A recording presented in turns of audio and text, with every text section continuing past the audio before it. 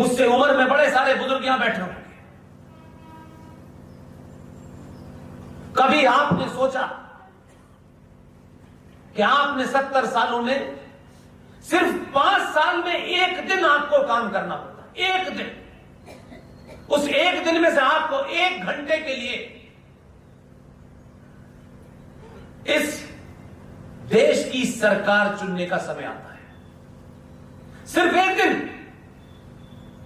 आपको उस एक दिन भी बहुत सारे काम हो जाते हैं।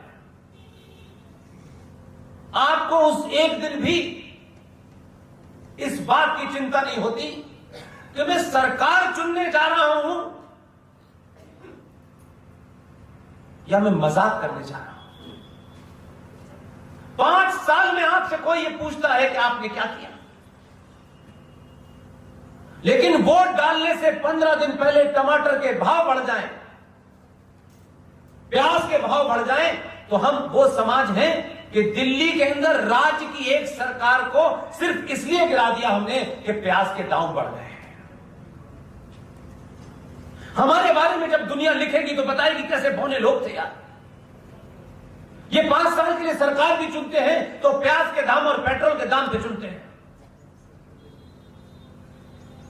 कभी ऐसा हुआ कि हमने सरकार को चुनते वक्त उसके सामने ऐसी बातें रखी हो जो मेरा तेरा, मेरे समाज से, उसके समाज से हट के कुछ हो? कभी हमने सरकारों को दबाव बना करके कोशिश करने की हो कि हम राष्ट्र के लिए सरकार चुन रहे हैं, हम सड़क बनाने के लिए सरकार नहीं चुन रहे। ये भाव एक दिन भी पैदा हो, एक दिन भी, 5 साल में जिसको ब्राह्मण रहना है रहे, क्षत्रिय रहना है रहे, मुझे कोई आपत्ति नहीं है, लेकिन 5 साल में एक बार आपको सनातनी होके वोट देना है। अपने बीच में से इतने बहादुर पैदा कीजिए कि इस बात की होड़ लगे कि जो पार्टी किसी दलाल को वोट दे, आपका सौदा करने वाले को वोट दे, उस पार्टी के सामने इस सवाल खड़ा हो जाए कि जिताने की गारंटी हमारी, लेकिन ये घटिया कैंडिडेट हम नहीं जिताएंगे। वो आपकी मर्जी को देके कैंडिडेट तय करे। 5 घर बना करके साइकिल से, कार में घूमने वाले लोग, बांग्लादेशी मुसलमानों का आधार कार्ड बना करके वोट लेने वाले लोग, म्यांमार से भागे हुए मुसलमानों का वोट लेने के लिए आधार बनाने वाले लोगों को आप बाइकआउट करिए, खुले मन से करिए।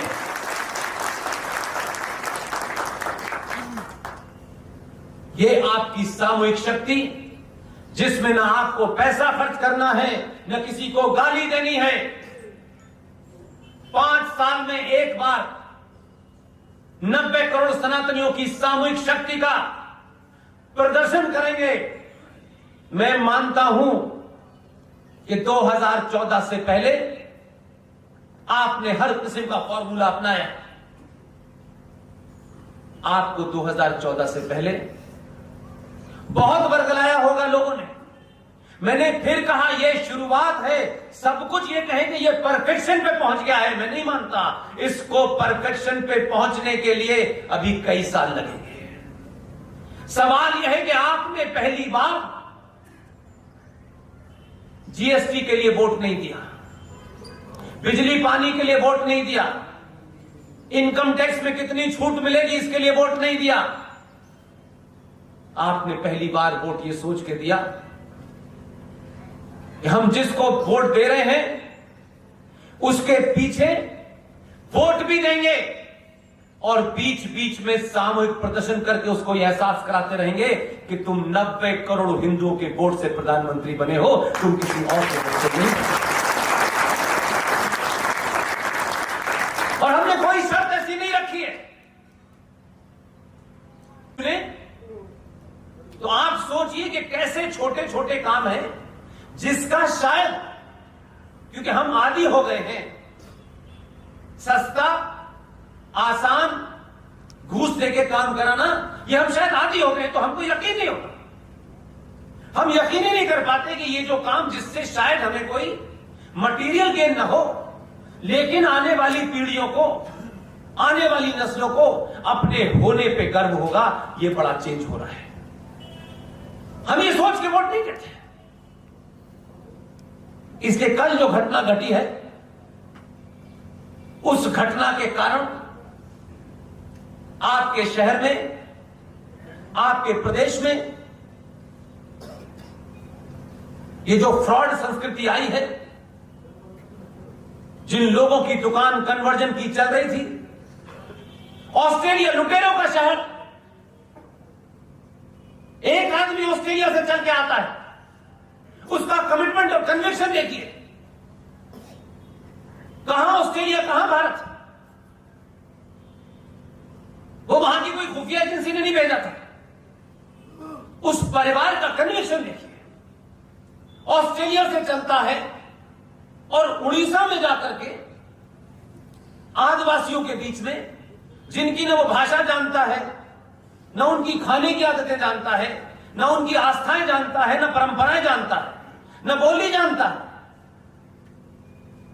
वो वहां से चलता है ग्रैमस्टन और उड़ीसा के अंदर कन्वर्जन करता है। हमारे अपने लोग शबरी मां के, हम उस आदिवासी को, उस बच्ची को, उस बच्चे को मंच पे बुलाते हैं और एक केले का एक पीस 10 लोग उस केले को पकड़ के फोटो छपवाते हैं, आज हमने केले बांटे। ग्रैमस्टन से लेकर के पूरे देश में टांग में चले जाइए जो किसी आपने पादरी की तस्वीर देखी कि किस किस को उन्होंने क्या दिया? नहीं देखी। इसलिए हम पाखंडी हैं, हम दिखावा करते हैं। इसलिए जो हमारे अपनी बोली जानते हैं, हमने उनको भी ऐसा कर दिया कि कोई भी विदेशी आता है, चंद रुपए देकर के, चंद चीजें देकर उनको कन्वर्ट करा देता है। कुमाऊं में यह खबर नहीं पहुंचती, गुजरात के डांग इलाके के अंदर, क्योंकि हमसे क्या मतलब है, हमें क्या लेना देना है। जो समाज इस तरह सोचता है वो समाप्त हो जाता है। डांग में एक महिला, हमारी बहन, जब वहां गई तो पता ही चला कि हिंदुस्तान का सबसे बड़ा न्यूज़पेपर, अंग्रेजी न्यूज़पेपर, उसने कहा कि इस खबर को पढ़ने के बाद मैं डांग गई, रहती बड़ौदा में, और विदेश गई थी वो, एमबीए क्या नौकरी की, सब कुछ छोड़ने के बाद आज पूरे गुजरात में एक अकेली महिला, जिससे छोटे भाई का पजामा, बड़े भाई का कुर्ता पहनने वाले डरते हैं, उसका नाम है नेहा पटेल। बड़े से बड़ा कसाई डरता है, लगातार 10 साल से लड़ रही है। गुजरात के किसी इलाके में अगर गलती से गाय चली गई तो आप यकीन मानिए कि वहां नेहा पटेल पहुंच गई। पूरी व्यवस्था आज उसके साथ खड़ी हुई है। उसने अपने काम से कन्विंस कर दिया कि इल्लीगल काम को रोका जाए। तो हो सकता है व्यवस्था में कुछ लोग हो सकते हैं जो सत्ता के चापलूस हो सकते हैं, लेकिन आपकी ताकत ने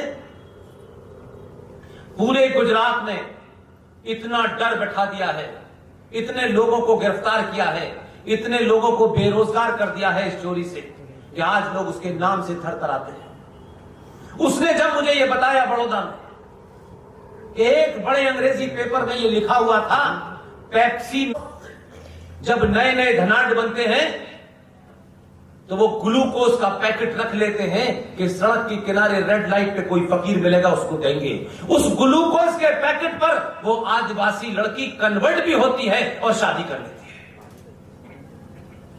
ये पाखंडियों को नहीं दिखता, ये चुनाव वालों के लिए मुद्दा नहीं है। इसलिए ग्रैमस्टन आता है, कन्वर्जन करता है, एक दिन कोई उसको मार देता है, देश में खबर बनती है, समाप्त हो जाती है। बाकी समाज कहता है हमें क्या करना है। लिहाजा हम 70 सालों के बाद 1947 के भारत को आज 2021 में देखते हैं, तब भी आपके सामने दीवार पर लिखा होता है बड़ा बड़ा, तब भी हम नहीं सोचना चाहते। कभी कभी सोचता हूं कि हम कहां पहुंच गए हैं, कौन सी ऐसी हमारी मजबूरी है, क्या लालच है भाई कि हम उस बात को अपने आपस में विचार भी नहीं करते, वो हमारे घरों में डिस्कशन का हिस्सा नहीं बनती। इसलिए मैं किसी को दोष नहीं देता।